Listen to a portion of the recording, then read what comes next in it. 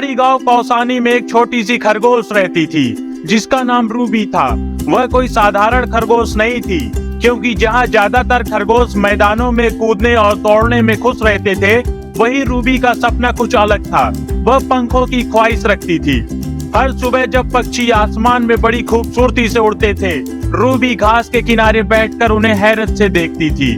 गौरैया, तितलियां और दूसरे पक्षी हवा में पेड़ से पेड़ की ओर उड़ते थे।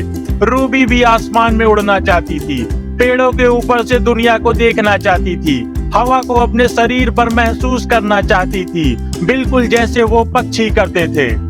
एक दिन जब उसने निगाहें उठाकर आकाश में उड़ते हुए पक्षियों को झुंड को देखा, रूबी ने उदास होकर कहा, काश मेरे पास भी पंख होते। अगर मैं उड़ सकती तो मैं पूरी दुनिया को ऊपर से देख सकती थी। रूबी के सबसे अच्छे दोस्त, एक बूढ़े और समझदार उल्लू जिसका नाम ओजस था, ने उसकी ये ख्वाहिश सुनी।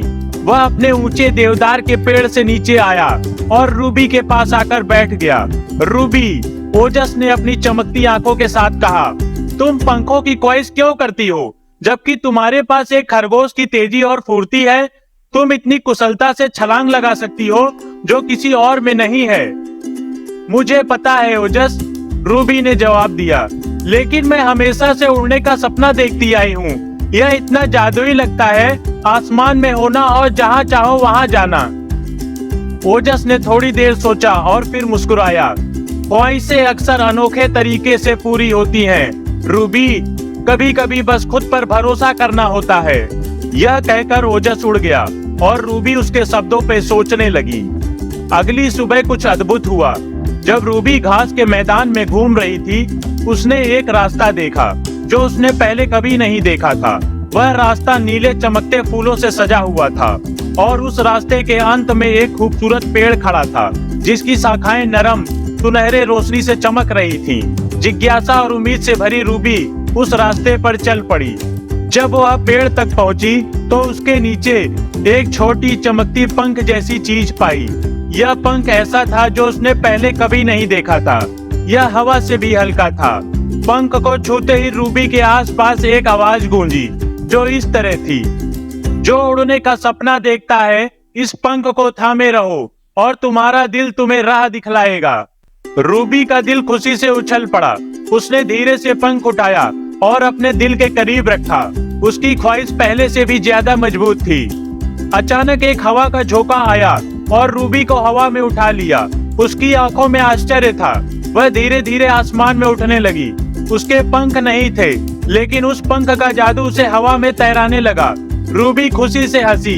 जैसे ही वह पेड़ों के ऊपर उड़ने लगी, उसने आसमान में उड़ते पक्षियों, तितलियों, यहाँ तक कि ओजस के साथ उड़ान भरी, जो गर्व से मुस्कुरा रहा था। मैंने कहा था रूबी, ख्वाहिशें अनोखे तरीकों से पूरी होती है, ओजस ने कहा। कई घंटों तक रूबी आसमान में उड़ती रही। अपनी उड़ान में डूबते हुए ऊंची पहाड़ियों, पलखाती नदियों और दूर दूर तक फैले गांवों को देखा। यह सब कुछ उसकी कल्पना से भी ज्यादा सुंदर था। लेकिन जैसे जैसे सूरज ढलने लगा, रूबी को एक अहम बात समझ आई।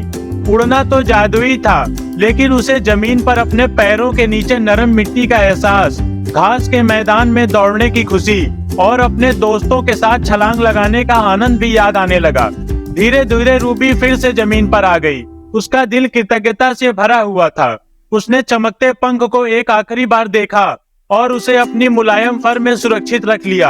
अब उसे पंखों की जरूरत महसूस नहीं हुई।